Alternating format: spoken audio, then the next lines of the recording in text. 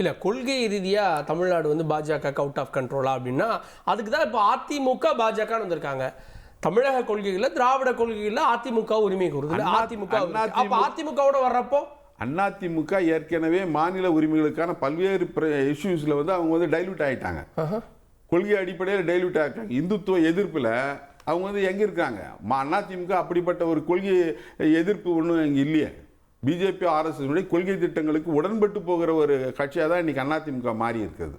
அப்படியெல்லாம் மசோதாவில் எதிர்த்து ஓட்டு போட்டாங்க. இப்போ நடந்தது பல்வேறு சிஏஏக்கு பல்வேறு சட்டங்களுக்கு நடுநிலையாக இருந்திருக்காங்க. இல்லைன்னா எதிராக அவங்க கொண்டு வந்த சட்டத்துக்கு ஆதரவாக ஓட்டு போட்டிருக்காங்களே வழிய கொள்கை ரீதியில் டைல்யூட் ஆகிருக்காங்க. இன்னும் சொல்லப்போனால் அது அதிமுக எந்த திராவிட கொள்கை அடிப்படையில் உருவாக்கப்பட்டதோ அதிலிருந்து விலகி மெல்ல மெல்ல வலதுசாரி ஒரு அமைப்பாக வந்து இன்னைக்கு மாறிட்டு இருக்குது. மெல்ல மெல்ல வந்து அதிமுக வந்து வலதுசாரி அமைப்புகளாக மாறிட்டு இருக்குது. அதுதான் வந்து யதார்த்தமான உண்மை. அண்ணன் வந்து இவர் சேலம் மணிகண்டன் சொன்னார், ஷாவோட பேராசி இருக்குது, திமுக வந்து வீழ்த்தப்படும் அப்படின்னு அவர் கருத்து சொல்கிறார். எத்தனை முறை 2019 வந்து இதே தான் சொன்னார், இதே ஷா தான் வந்தார்.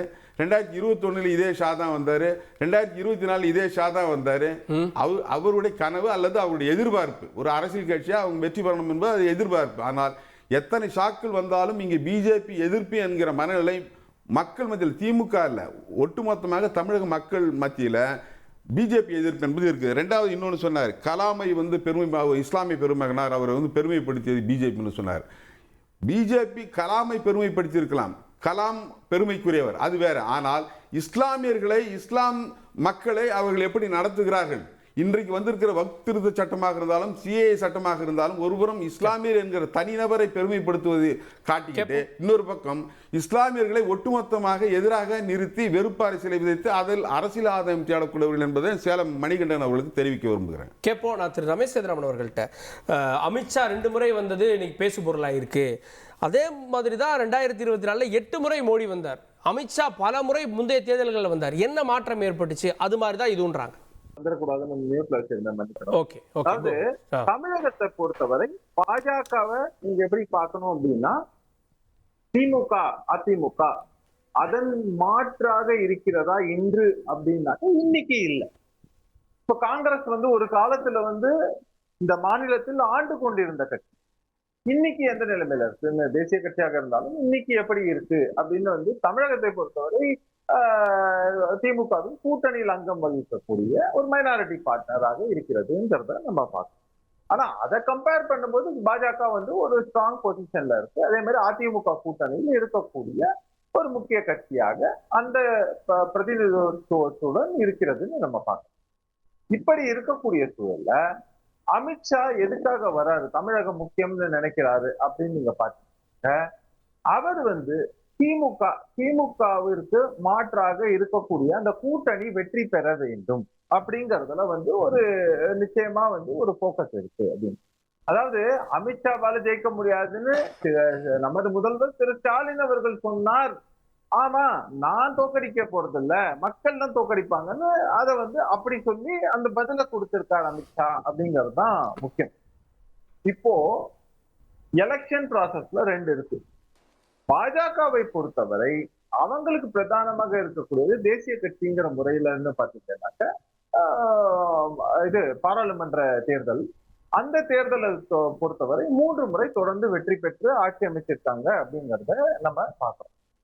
அதே நேரத்துல மாநிலங்கள்னு சொல்லும்போது பாஜக பல மாநிலங்கள்ல ஆள்கிறது. சவுத் நீங்க எடுத்தீங்கன்னா கூட இப்ப வந்து கர்நாடகா போன்ற மாநிலத்துல எந்த அளவுக்கு ஒரு முக்கியம் வாய்ந்த கட்சியாக இருக்கு. காரணம் என்னன்னா அங்க காங்கிரஸ் வர்சஸ் பிஜேபிங்கிற மாதிரியான ஒரு இதுதான் பார்வை இருக்கு. அது மற்ற இந்த மாநிலங்கள்ல நமக்கு தென் மாநிலங்கள்ல அது கிடையாது அப்படிங்கிற மாதிரியான ஒரு நிலை இருக்கு அப்படிங்கிறத பொதுவா நம்ம பார்க்கணும். மற்ற மாநிலங்கள் நம்ம சொல்லும் போது அங்க பாஜக கூட்டணியில் அங்கம் வகிக்கிறது அப்படிங்கிறது நம்ம பொதுவா பார்க்கணும். அப்படி இருக்கும்போது தமிழகத்தை பொறுத்தவரை தேசிய ஜனநாயக கூட்டணி, அதாவது நேஷனல் லெவல்ல பாத்தீங்கன்னா பாஜகவின் தலைமையிலான கூட்டணி. அந்த மற்ற மாநிலங்கள்ல பொதுவா எடுத்தீங்கன்னாக்க எங்கெங்கெல்லாம் பாஜக பிரதானமாக இல்லையோ அங்க வந்து அங்க இருக்கக்கூடிய ஒரு முக்கியமான பிரதானமாக இருக்கக்கூடிய இதுல வந்து அவங்களுடன் கூட்டணியில இருக்காங்க அப்படிங்கிறத நம்ம பார்க்கணும். அந்த வகையில தான் இந்த தேர்தல் முக்கியம் வாய்ந்ததாக இருக்கிறது. கடந்த முறை பாத்தீங்கன்னாக்க அத்தனை சீட்டுக்கு வந்து திமுக வந்து பெருமளவுல வெற்றி பெற்றது அப்படின்னு ஒரு நிலைப்பாடு இருக்கும்போது, இந்த முறை அதை வந்து நீங்க வந்து மாற்றணும் அப்படின்னா உங்களுக்கு வந்து இங்க ஆட்சி மாற்றம்ங்கிறது நடக்கணும். அதுல வந்து உங்களுக்கு வந்து லோக்சபா எலெக்ஷன் மட்டும் இல்லாமல் இந்த தேர்தல்ல பெருவாரியாக இந்த கூட்டணி வெற்றி பெறுவதன் மூலியமாக ராஜ்யசபா அப்படிங்கறதுலயும் வந்து அவர்களுடைய பங்களிப்பு இருக்கணும். இந்த மாதிரியாக இந்த தேர்தல் அதனாலதான் பிஜேபிக்கு ஒரு முக்கியமான தேர்தலாக இருக்கிறதுங்கிறது ஒரு பாயிண்ட். அடுத்து நீங்க சொல்லக்கூடியது வளர்ச்சியை நோக்கி போகும்போது நீங்க வந்து அந்த கட்சியானது ஒரு வளர்ச்சி அப்படிங்கறத எப்படி எட்ட முடியும் அப்படின்னாக்க தேர்தலுக்கு தேர்தல் நீங்க அதை பார்க்க முடியும். அதை இந்த தேர்தலையும் பார்ப்போம் அப்படிங்கிறது இன்னொரு பாயிண்ட். சோ இது எல்லாம் தான் இருக்குங்கிறதுனாலதான் அமித்ஷா இதுக்கான ஒரு இம்பார்ட்டன்ஸ காட்டுறாரு அப்படின்னு அதுக்கான பல அமித்ஷா ஒரு கூட்டணி அரசு அமைக்க முடியும் நம்புறாரா? அப்புறம் வந்து சார், அமித்ஷா ஒரு கூட்டணி அரசு இந்த தேர்தலில் அமைக்க முடியும் நம்புறாரா? இல்ல, கூட்டணி அரசுங்கிறத நீங்க எப்படிங்கிறத நீங்க பார்க்கணும். அதாவது திரும்ப கூட்டணி அரசுன்னு சொன்னா ஆட்சியில பங்கா என்ன ஏதுங்கிறதெல்லாம் இல்லை. அந்த கூட்டணி வெற்றி பெறணும். அந்த கூட்டணியாக வெற்றி பெற்றதுங்க மூலமாக மத்திய அரசுக்கு சாதகமான ஒரு ஆட்சி அமைய வேண்டும் அப்படிங்கிறது தான் பாயிண்ட். இதுல வந்து இன்னைக்கே வந்து இது கூட்டணி இதுவா இன்னைக்கு இப்ப நீங்க திமுக கூப்பிட்டு அப்படி பார்த்தா நியாயப்படி கேட்கணும். என்னன்னா விசிகாக்கு நீங்க எவ்வளவு இது கொடுக்க போறீங்க, கூட்டணியில பங்கு கொடுத்துருக்கீங்களா, ஆட்சியில இந்த கூட்டணி ஆட்சின்னு வந்துட்டாக்க காங்கிரஸுக்கு பங்கு கொடுத்துருக்கீங்களா, இந்த மாதிரியாக ஒரு கேள்வியை நம்ம கேட்கணும். அப்படி பார்த்தாக்க அதுக்கு என்ன பதில் சொல்றாங்கிறத நம்ம பார்க்கணும். ஏன்னா அவங்கதான் சொல்றது வந்து மத்தியில் கூட்டாட்சி மாநிலத்தில் சுயாட்சி அப்படின்னாக்க என்னன்னாக்க நீ என்ன பண்ணாலும் உன்னோட பங்கு எனக்கு, ஆனா என் பங்கு நான் உனக்கு கொடுக்க மாட்டேன் அப்படிங்கிறது தான் ஒரு ஸ்டாண்டர்டு பிரின்சிபலா அவங்க வச்சிருக்காங்க.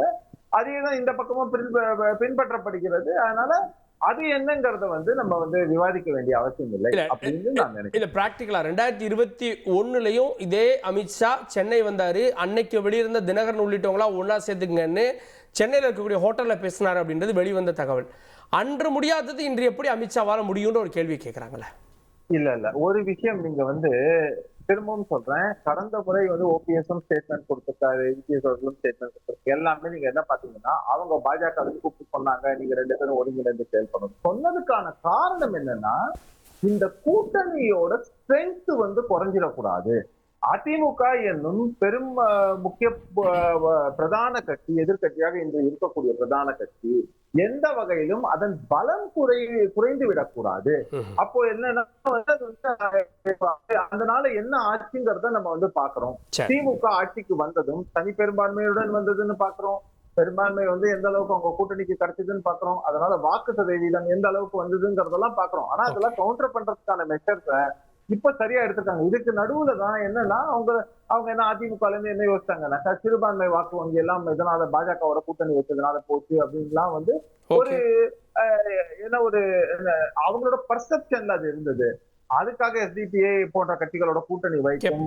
அது கடைசியில வந்து எப்படி முடிந்ததுங்கிறத பார்க்கலாம். அதனால ஏடிஎம்கேவும் அவங்க ரியலைஸ் பண்ணிட்டாங்க அவங்களுக்கு தேவை வந்து இந்த கூட்டணியை பலம் வாய்ந்ததாக அமைக்க வேண்டும். அதன் மூலமாக திமுகவை வீழ்த்த வேண்டும். அதுவும் குறிப்பா இப்ப மக்கள் கிட்டக்க திமுக சம்பாதித்திருக்கக்கூடிய இந்த வெறுப்பை வந்து தங்களுக்கு சாதகமாக பயன்படுத்திக் கொண்டு இந்த கூட்டணியாக இதை வெற்றி பெற வேண்டும் அவங்க முனைப்பு காட்டுறாங்க. நம்ம பார்க்கலாம்.